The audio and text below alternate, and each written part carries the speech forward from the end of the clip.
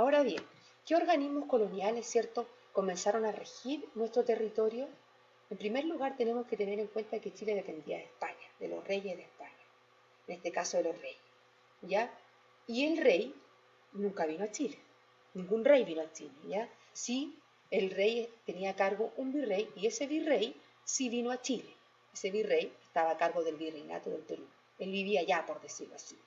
¿Ya? Y este virrey administraba Chile. Y Chile también era administrado por un gobernador. Como el virrey no podía venir, estaba a cargo de un gobernador. Y este gobernador, por ejemplo, fue don Pedro de Valdivia. Después, cierto, se crea la Real Audiencia, que era el Tribunal de Justicia. Y también se crea el Cabildo, que hoy día es reemplazado por la municipalidad. En España existen estos organismos. Está el rey, está el Consejo de India, que es un organismo legislativo, ¿ya? Eso quiere decir que está a cargo de las leyes, es ejecutivo, está a cargo del rey, y es judicial, que sanciona. Y la Casa de Contratación era un organismo que se encargaba, ¿cierto?, de inspeccionar y controlar todo el tránsito marítimo entre España y América, como lo hacen hoy día las aduanas terrestres y marítimas. Pero estos organismos son los que van a regir Chile: el gobernador, la Real Audiencia y el Cabildo. Ahora bien, la sociedad colonial. La llegada de los españoles, cierto, a nuestro territorio generó una sociedad mestiza, que lo vamos a ir viendo. Hoy día nosotros somos mestizos, pero ¿qué quiere decir mestizo? Es lo que vamos a ver. Los españoles, ¿cierto?, ellos ocupaban el primer lugar de la pirámide, eran personas adineradas y ocupaban los principales puestos, ya sea políticos, en Chile. Por ejemplo, muchos eran virreyes, gobernadores, presidentes y oidores de la Real Audiencia. Eso quiere decir jueces, arzobispos, obispos, curas de parroquia, ya eran funcionarios y comerciantes de la corona española. Pero ellos eran la clase alta de la sociedad colonial. Posteriormente les siguen los criollos. ¿Qué serán los criollos? Los criollos son hijos de padre y madre españoles, pero ese niño ha nacido en Chile. Es chileno, pero se le llama criollo. El criollo también es de clase alta, ¿ya? Pero, a diferencia de sus padres, ¿cierto?, ellos no tienen los principales puestos políticos. Más bien son dueños de tierra, de minas, son sacerdotes. Después de esta clase alta, viene, ¿cierto?, esta clase media, que está compuesta por mestizos. Nosotros hoy día somos mestizos. Mestizo quiere decir mezcla de español con indígena. Mezcla de español, por ejemplo, con mapuche. Mezcla de español con un atacameño. Eso es el mestizo. Hay una mezcla de las razas, ¿ya? Mestizo, mulatos. Los mulatos son hijos de español, en este caso blanco, y negros. Y los zambos son hijos de negros con indígenas, ¿ya? Ellos son peones, son trabajadores agrícolas, son artesanos, carpinteros, albañiles, ¿ya? Y ellos sí podían ingresar, por ejemplo, al sacerdocio, al clero. Después tenemos unas clases más bajas, que son los indios. Los indios trabajaban en las minas, en la hacienda, ya muchos eran artesanos, alfareros, agricultores. Y en la clase más baja encontramos los negros. Los negros eran traídos desde África y se desempeñaban en funciones como esclavos. Esclavos en minas, en plantaciones, producto de su pigmentación negra de la piel. Estos duraban muchas horas al sol, por lo tanto podían trabajar jornadas largas y extenuas, ¿cierto?, producto del sol, y estaban a cargo de españoles y criollos, los negros. Las mujeres trabajaban en la casa, al cuidado de los niños, al cuidado, ¿cierto?, del aseo en las salas, en las casas, perdón. Ahora ustedes se preguntan, ¿cómo se divertían esta sociedad colonial de aquel momento? ¿Qué hacían para pasar el día? ¿Ya? Van a existir dos tipos de diversiones en la colonia. En primer lugar tenemos las tertulias y las chingadas. Las tertulias son fiestas solamente de la clase alta, son fiestas exclusivas. Como podemos apreciar en la imagen, se realizaban en salones lujosos, ¿ya?, con una vestimenta también muy importante, lujosa, traída desde Europa. Y esta fiesta servía para la gente de bien, para que el niño y la niña, ¿cierto?, se conocieran y pudieran perpetuar esta clase alta. Se degustaba, por ejemplo, licores que hoy día mantenemos, como la mistela, el enguindado. Esos eran los tragos finos para el momento, ¿cierto? Comían asado, cazuela, pero era una fiesta elegante de la clase alta, a diferencia de la chingana, que es una fiesta exclusivamente de las clases bajas. Mestizos, mulatos, zambos, indígenas acudían a ella. Se dice que aquí, en esta chicana, está el origen de las ramadas, el origen cierto de las ramadas que hoy día vemos el 18 de septiembre, en Palmilla, en Santa Cruz. Aquí era una fiesta muy divertida. Las mujeres tocaban la guitarra, cantaban canciones picarescas, el trago típico era la chicha, se comía asado, poroto, ¿ya? Era la fiesta del pueblo. Y estas fiestas se hacían al aire libre, en potreros, a diferencia de esta, que eran solamente, ¿cierto?, en lugares cerrados. Ahora vamos a ver, ¿cierto?, cómo trabajaba la gente en la colonia. Ya algo habíamos nombrado. Principalmente, ¿cierto?, la sociedad colonial se enfocaba en la hacienda. Esta hacienda son grandes extensiones de tierra. Hoy día la hacienda la asociamos con un fondo. Tenemos el caso de la hacienda El Huique, acá muy cercana a nosotros, ¿ya? Pero la asociamos a un fondo. Son grandes extensiones de tierra a cargo, ¿cierto?, del patrón, que el patrón es el dueño de esta hacienda. El patrón es el que da empleo. El patrón es considerado un dios.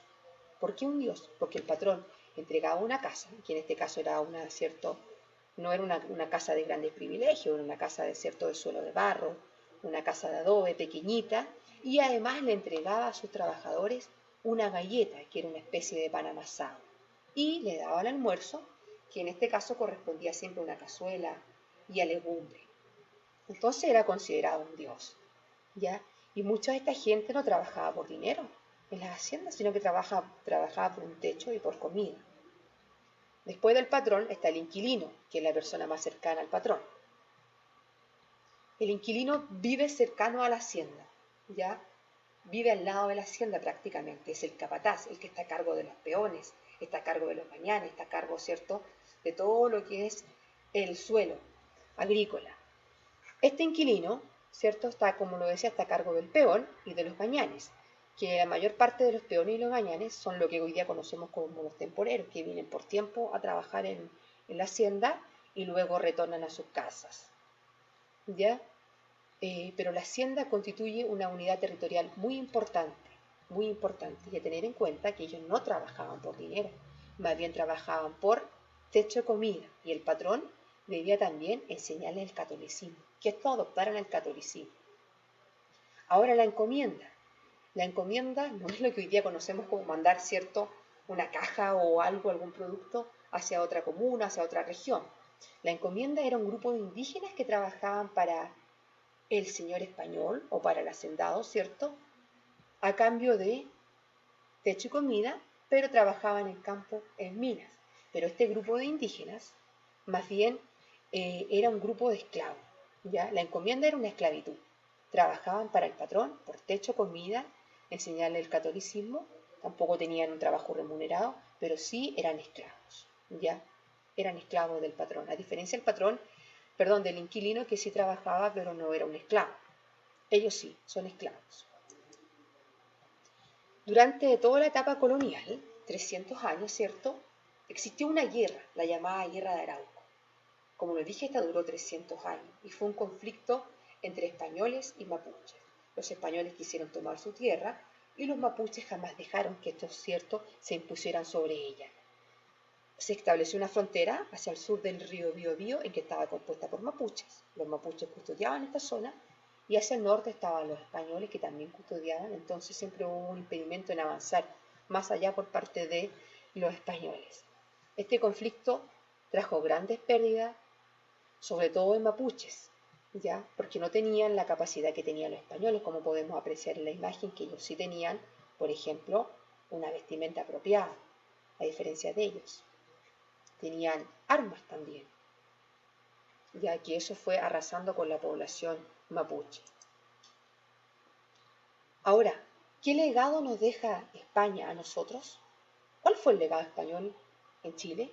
La verdad es que son un importante tema, pero aquí vamos a nombrar algunos. Por ejemplo, el legado español en Chile, uno de los principales es el catolicismo. Que nosotros adoptemos la creencia en Dios y la Virgen es una herencia española en nuestro país. el sistema de trabajo rural que hoy día también se mantiene, el trabajo en los fundos, ya el peón, el gañán, eso es algo actual.